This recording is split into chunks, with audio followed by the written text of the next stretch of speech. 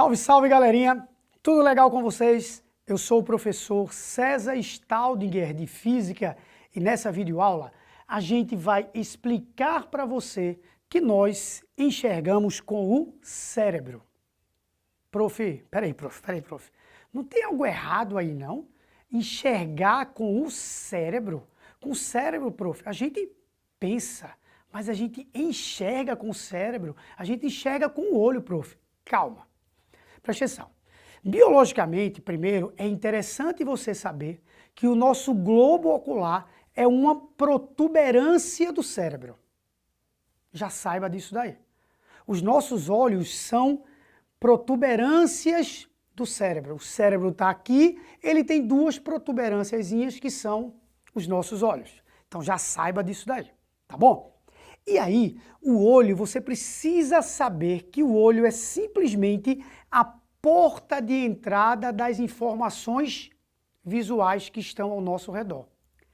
Nada mais que isso. Todo o restante da codificação dessas informações, do processamento dessas informações, é feito no nosso cérebro. É o nosso cérebro que faz isso daí. Repito, o olho é simplesmente a portinha de entrada. É ele quem deixa entrar a luz, é ele quem gera a refração dessa luz, é ele quem gera a passagem dessa luz para que essa informação, tá? Porque luz é um tipo de onda que traz energia e informação. Essa informação ela tem que ser processada. Imagine que o seu cérebro é um computadorzinho, tá? E que ele vai processar as informações que chegarem até ele. Você dá uma entrada nesse computador, uma entrada de dados, e esse computador processa. Por isso que às vezes algumas pessoas que sofrem algum dano cerebral deixam de enxergar bem, tá? Porque na verdade não ocorreu às vezes algo no olho, mas ocorreu naquela região do cérebro que processa essas informações. Então vamos entender basicamente como é que funciona o olho humano. O olho humano. Temos algumas estruturas interessantes aqui, certo? Para a gente da física. Bom, entre elas, essas duas lentes aqui. Tanto a córnea quanto o cristalino são lentes que têm comportamento óptico convergentes. Elas convergem os raios de luz que passam por elas.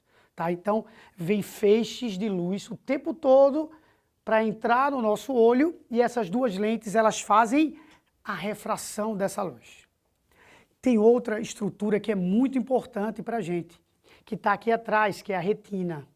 A retina é a porta de comunicação, tá, entre o cérebro e o olho.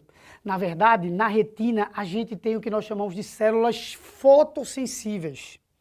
Fotossensíveis, que são células que pegam informações luminosas e geram impulsos elétricos que vão passar pelo nervo óptico, vão ser transmitidos por ele e vão chegar até o cérebro. Então, essas células aqui, elas fazem exatamente isso. Que células são essas, profs? Cones e bastonetes. Os cones, lembra, cone CO, tem a ver com cor. Eles processam as informações de cor. Existem cones de verde, vermelho e azul. Não que eles sejam pintados dessas cores, mas um deles processa bem as informações, mais ainda do vermelho, tá? Mais que os outros dois. O outro processa as informações de verde e o outro de azul, o outro tipo. E esses três tipos trabalhando conseguem gerar as informações visuais da gente. Por isso que quem é daltônico tem bronca dos cones. Algum ou alguns desses tipos de cone não estão funcionando bem. Os bastonetes, eles servem para quê? Servem para dar a noção de contraste, claro e escuro, tá certo? Então, cones e bastonetes são as células que vão receber as informações luminosas que vão entrar no olho humano e que vão chegar aqui nessa retina, tá certo? Essas células vão transformar esse sinal luminoso, vão enviar para o nervo, pelo nervo óptico, até que elas cheguem, tá? Que essas informações cheguem na córtex cerebral para ser feito todo o processamento delas. Bom, tem algo que é importante aqui também, que é a nossa pupila, que é difícil de desenharmos especificamente essa pupila, porque ela nunca está numa única posição. Ela é uma janelinha que abre e fecha, abre e fecha, abre e fecha, abre e fecha. Se você está num ambiente muito escuro, a sua pupila, ela abre um pouquinho mais. Se você está num ambiente claro, ela fecha um pouquinho mais. Por isso que quando você vai ao oftalmologista, eles colocam um colíriozinho chamado de cicloplégicos. Cicloplégicos.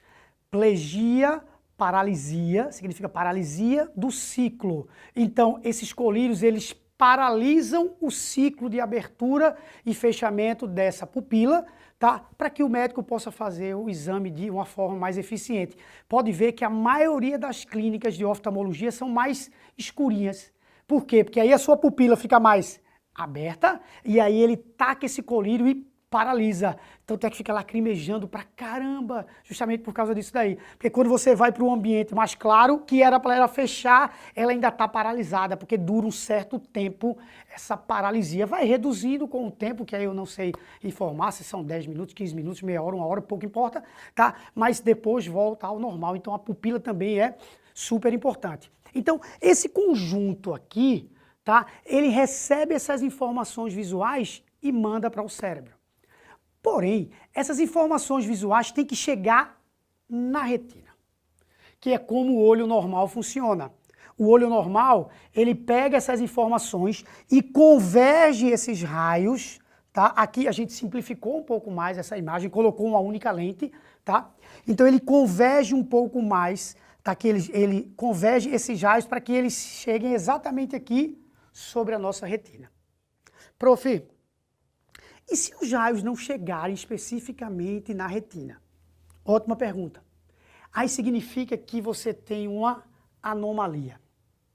A palavra às vezes choca, anomalia, é nada demais. Hoje em dia, para a oftalmologia, isso é super simples de se resolver. Você tem alguma anomalia. E as anomalias mais importantes estão aqui, tá? Miopia. O que é a anomalia chamada de miopia? O indivíduo míope tem a córnea e o cristalino trabalhando de uma forma mais pesada, mais eficiente, entre aspas, para a convergência do que o olho normal. Percebe que os raios estão convergindo bem mais, eles vêm aqui, eles convergem para cá. Ó. Era para eles convergirem aqui, eles convergem bem antes. Então, o olho de um míope tem um excesso de convergência. Por isso que para corrigir a miopia, tu usa uma lente divergente. Porque se você tem um excesso de convergência, você tem que tentar reduzir esse excesso de convergência. Então você coloca antes do olho de um míope uma lente divergente, porque aí ela diverge um pouquinho. Quando essa luz entrar no olho, que o olho tacar essa convergência, ela já vai ter divergido antes. Então ela vem assim, ó, vem, bate nessa lente, espalha um pouquinho, entra no olho e aí converge. Quando converge, bate certinho aqui. Por isso que o míope usa lente divergente. Nesses dois casos aqui embaixo, que parecem ser casos idênticos, você olha e faz, prof, não estou vendo diferença alguma entre hipermetropia e presbiopia. Realmente, no processo de formação da imagem, não tem. Preste atenção, os raios estão vindo e não estão conseguindo convergir legal. Ó. Eles estão chegando separados aqui nessa retina. Aqui também. Mas são causas diferentes. Nas duas situações, falta convergência nesse olho. Você tem que colocar para corrigir essa anomalia uma lente convergente associada ao olho. Mas são causas diferentes. O que causa a hipermetropia é, por exemplo, são defeitos no cristalino, na espessura dele, na curvatura dele, se ele é mais gordinho, se ele é menos gordinho, algo mais estrutural. Às vezes até o próprio tamanho do olho, tá, causa hipermetropia, tá? Mas o que causa presbiopia não é isso.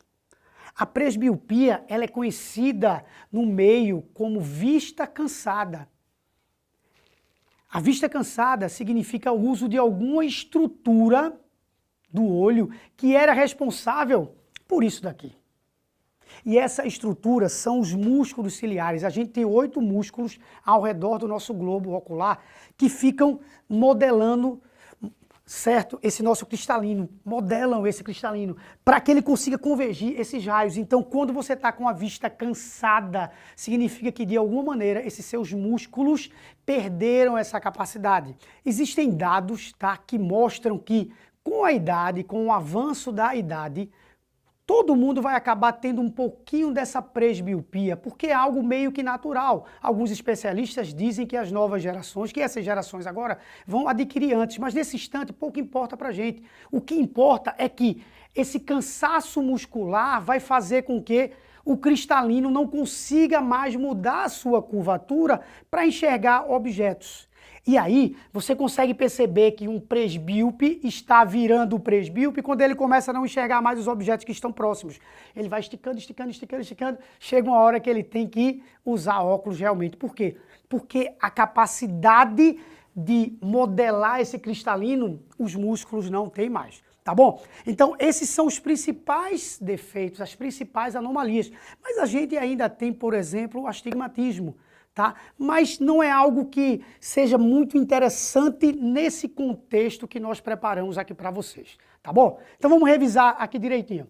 A gente falou que a gente não enxerga com o olho, a gente enxerga com o cérebro. É o cérebro que processa todas essas informações, que entram através do olho. Porém, as informações têm que chegar no ponto certo, na região certa, que é a retina. Se chegar, ok. Se não chegar, a gente tem alguma anomalia que tem causas diferenciadas, cada uma delas, tá bom? Aproveita, tira uma foto aqui do nosso quadro. A gente se vê na próxima videoaula. Aquele abraço.